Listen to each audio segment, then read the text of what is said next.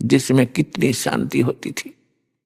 गांव में कितनी शांति थी, कितने प्यार से रहते थे, एक दूसरे की इज्जत कैसी होती थी। अब बच्चा माँ बाप के सामने कोई उल्टा बोलता नहीं देखा। बालक दूसरी बात है, बड़े होने के बाद इतने लज्जा करा करते एक दूसरे बड़े छोटे की। रिश्तेदारों में कितना प्रेम था। अब ब्याह पाछा हो है, तलाक पहले होले है। वहां पीछे होता बच्चों का मुकदमा पहले दर्ज हो जाता है तलाक का या दहेज का। कि ये जीवन है कोई? हम बगैर ज्ञान के गलतियां कर रहे हैं। सब एक परमात्मा के बच्चे हैं, हिंदू मुस्लिम सिख ईसाई कोई भी हो। ये जितने जीव हैं सभी परमात्मा के बच्चे हैं। हम किसी को सताते हैं, दुखी करते हैं तो भगवान दुखी होता है। चाहे आप किसी को करते हो, चाहे चींटी हाथी को बेमतलब, वैसे आपको कोई हानि पहुंचाने की चेष्टा करता, जैसे हिंसक जानवर है, उनको डंडा मार दिया उसको और वो किसी कारण से मर जाता तो वो भी कोई आपको पाप नहीं। लेकिन जानबूझ कर उसने जाके मारे, सांप ने या किसी अन्य भेड़ को बैठी हो, बिच्छू को जानबूझ नहीं मारे। आपको काटने की चेष्टा कर रहा है तो उसको बचाओ में बेशक मार दो, उसको उसका दोष नहीं है वो, क्योंकि काल ने बना ऐसे दिए हमारे का आपस में लड़ा दिए। लेकिन बेमतलब किसी को सतावा नहीं, इससे आपको कितना दुखी कर ले कोई, जब तक पार बसा उसको तंग नहीं करे। प्रतिशोध की भावना खत्म करो, तब हम आगे बढ़ेंगे, आप सफल होगे। परमात्मा कहते हैं जैसे आपको कोई गलत भी बोलता है, उसे ज्ञान नहीं, वो तो साकेट आदमी है, अपने बाप ने भी ऐसे ही बोलता होगा। कहते साकेट का मुख बंबई है, निकलने वचन भुजंग, और ताकि औखद मौन है, विषनी व्याप अंग। अब साकेट का मुंह वो तो बंबई है, बंबई में तो सांप पे निकले, सर्प बंबई है बिल से, और फिर वो तो सर्प निकलेंगे तो काटेंगे आपको। उसके वचन तो काटने वाले ही होंगे, आपको दुखी ही करेंगे। उसकी औषधि बताई है, मेडिसिन बताई है कि चुप रहे, बोल रही, उसने जवाब नहीं दे,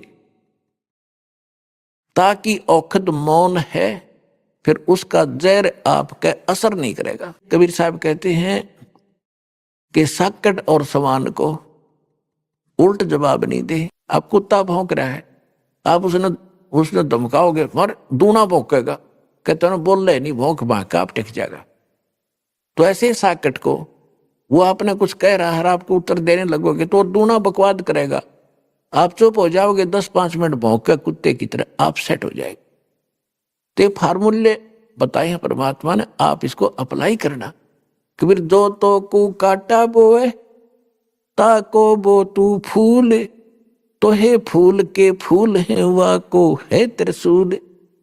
अब तो आपको कोई हानि करता है तो आप उसका प्रतिशोध लेने के लिए हानि ही मत करना, उससे बचे रहना, लेकिन उसको हानि मत देना। और फिर भी भगवान के बच्चे समझकर जहां भी आपके सत्र का कोई काम उसके प्रति आवे तो उसको लाभ ही देना। तो फिर देखना भगवान कैसे करेगा कि आपको तो भले का फल भला होगा और उसके बुरे का फल उसको 3 गुना ज्यादा मिलेगा। इतना हमारे अंदर धैर्य नहीं रहा, क्योंकि हमें ज्ञान नहीं। हम तो ने सोचा बस ही नाश हो इसका, जो इतने बुरे कर रहा है। ऐसे व्यक्ति का भी नाश ना होगा जो बुरे करे तो और किसका होगा।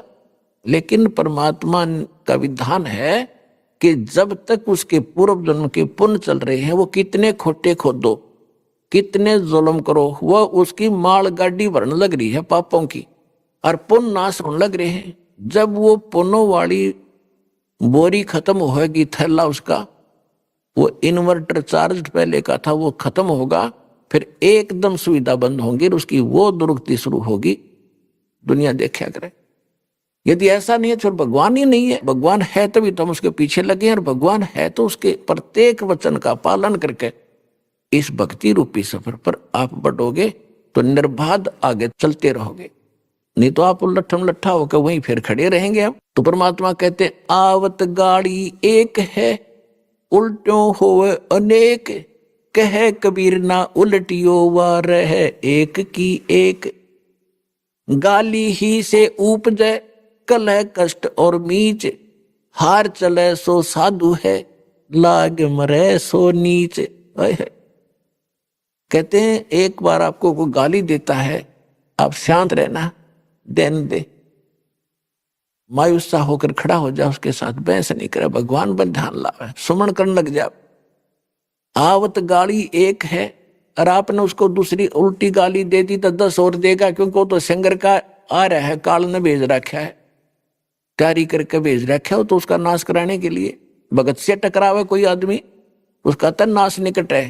प्रहलाद से टकराया था उसका बाप, और भी बहुत से कारण ऐसे हैं, तो उनका तो नाश होया करे जो भक्ता गेल टकरावे। तो आपने तो पता ही है, इसके उल्टे लाग लिए जो बेमतलब खस्सा हमारे से आकर के, कोई बात नहीं, कोई चीत नहीं, वैसे गाली दे आपको आकर। तो कहते हैं आवत गाली एक है और उल्टोगे तो हो जाएंगे अनेक, और कह कबीर ना उल्टियो, गाली मत दियो उससे, वह रह जाए एक की एक, वही टिक जाएगा फिर वो। फिर कहते गाली ही से उपजे कलह कष्ट और मीच, मीच माने मृत्यु तक हो जाते हैं। इस गाली से ही थपड़म थपड़ा मुक्कम मुक्का गालम गाला, पहले उसने गाली दी, फिर उसने दी, फिर उसने दी, फिर वो जा रहा है सिंगर के लठ मारेगा, फिर आप मारोगे, आप भी मर सकते हो, वो भी मर सकता है। तो गाली ही से उपजे और कलह कष्ट और मीच मौत तक हो जाती है। और कहते हार चले सो साधु है, हार के चल पड़े वो तो संत है, और लाग मरे सो नीच, उससे गेल गुट्टू गुट्टा हो मरे या मार दे, वो तो नीच है। तो पुण्यात्मा हमने कुछ सीखना पड़ेगा मालिक के इन वचनों से, और हम सफल होंगे, तभी सफल होंगे।